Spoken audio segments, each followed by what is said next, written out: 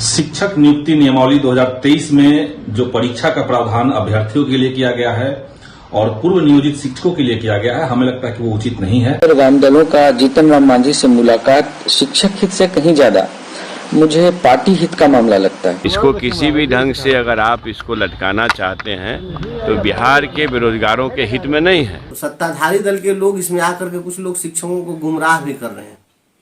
हमको बोलने में कोई गुरेज नहीं है, ये शिक्षकों को गुमराह कर रहे हैं। शिक्षक नियुक्ति नियमावली 2023 में जो परीक्षा का प्रावधान अभ्यर्थियों के लिए किया गया है और पूर्व नियोजित शिक्षकों के लिए किया गया है, हमें लगता है कि वो उचित नहीं है। और इस संबंध में सीपीआई, सीपीआईएम और भाकपा माले तीनों वामपंथी पार्टियों की हमने बैठक की और उस बैठक के बाद हम लोग एक ज्ञापन लेकर के महागठबंधन की जो अन्य पार्टियां हैं, हम हैं, कांग्रेस है, जनता दल यूनाइटेड है, राष्ट्रीय जनता दल है, सभी पार्टियों के वरिष्ठ नेताओं से मुलाकात की और उन्हें अपनी चिंता से वाकिफ कराया। अभ्यर्थियों के साथ भी और पूर्व नियोजित शिक्षकों के साथ सरकार न्याय करे और ये जो नियमावली में जो पहले का एक प्रावधान जो डाल दिया गया है कि परीक्षा सबको देना होगा, उस पर सरकार पुनर्विचार करे, ये हमने कहा है। जो कुछ सत्ताधारी दल के लोग जो फुदक रहे हैं और शिक्षकों की राजनीति कर रहे हैं, ये सरकार के सेफ्टी वाल्व की तरह काम कर रहे हैं। जो विधायक लोग ऐसा कर रहे हैं, उन लोगों को यह जवाब देना चाहिए कि आप सरकार में भी हैं और सरकार का विरोध भी कर रहे हैं। इससे बड़ी दोगली नीति और तो कुछ हो ही नहीं सकती है।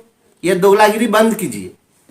आप लोग जितने सत्ताधारी दल के लोग हैं, अगर वास्तव में शिक्षक के हित ऐसी हैं तो जाके नीतीश कुमार के मुंह पर समर्थन वापसी का पर्चा ठोक दीजिए, चस्पा कर दीजिए और उसके बाद तब शिक्षकों के बीच में आइए।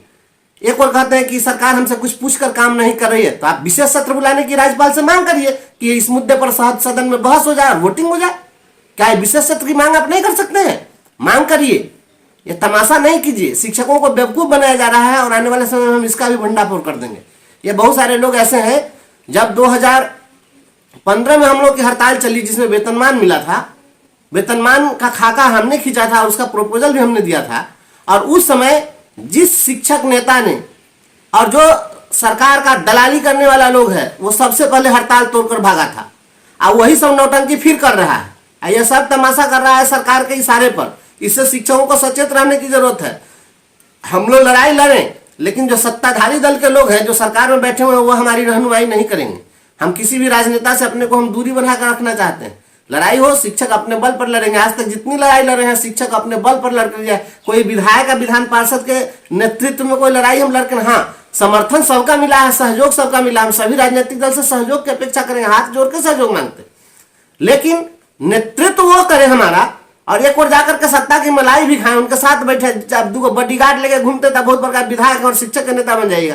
ये सब दलाली करना बंद करिए। अगर हिम्मत है तो जो सत्ता में बैठे हुए लोग हैं, चाहे वो माले के लोग हों, चाहे कांग्रेस के लोग हों, चाहे हम पार्टी के लोग हों, जितने भी लोग हैं, अगर आप शिक्षक के हितैषी हैं तो और कहते हैं कि हम शिक्षक के निर्णय के साथ हैं, सरकार ने गलत निर्णय लिया है, तो आप शिक्षकों को उल्लू बनाना बंद कीजिए। सबसे पहले जाके सरकार से समर्थन वापसी का पर्चा नीतीश कुमार के मुंह पर मार के आइए और सदन में फ्लोर टेस्ट कराने के लिए भी राज्यपाल को आप लोग दीजिए कि सदन का विशेष जो है बैठक बुलाई जाए, विधानसभा का विशेष सत्र बुलाया जाए और तब जाकर के होगा। हम जो कर रहे हैं वो हम करेंगे और इस नियमावली को देखिएगा। इस नियमावली को हम रद्दी के कागज में नहीं फेंकवा दिए तो फिर आप कहिएगा। हम भी इतने दिनों से राजनीति करते हैं, शिक्षक संगठन चलाते हैं, हमको भी इसका अनुभव है सरकार कहाँ कहाँ गलत कर रही है। लोगों का जीतन राम मांझी से मुलाकात शिक्षक हित से कहीं ज्यादा मुझे पार्टी हित का मामला लगता है। जो दल सरकार के समर्थक हों या फिर सरकार का अंग हो, तो इस नियमावली की खामियों के लिए वो बराबर के जिम्मेवार क्यों नहीं होंगे? दरअसल बात यह है कि आगामी लोकसभा चुनाव में सीट बंटवारे को लेकर महागठबंधन में दबाव की राजनीति शुरू हो गई है। 40 सीटों के लिए 7 पार्टियों में अंदरूनी कलह, कमोवेश प्रत्येक राज्य में गैर भाजपा दलों में ऐसी ही मुठभेड़ होने जा रही है।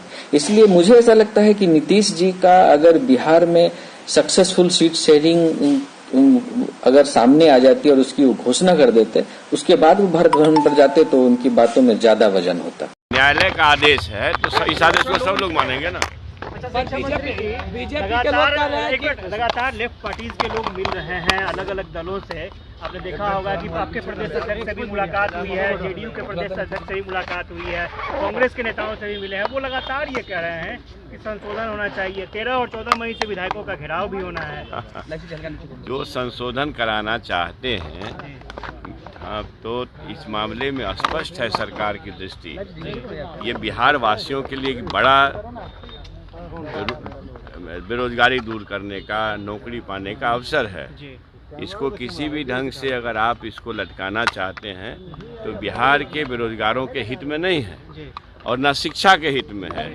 इसलिए जो भी न्यायावली आई है उस न्यायावली के समर्थन में लोगों को खड़ा होना चाहिए।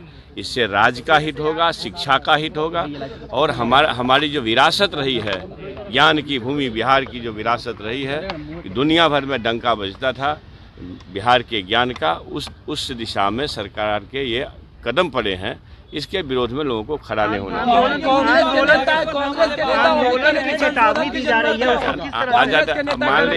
अगर मान लीजिए कोई साथी या कोई संगठन आंदोलन का रुख करते हैं तो ये उचित नहीं होगा।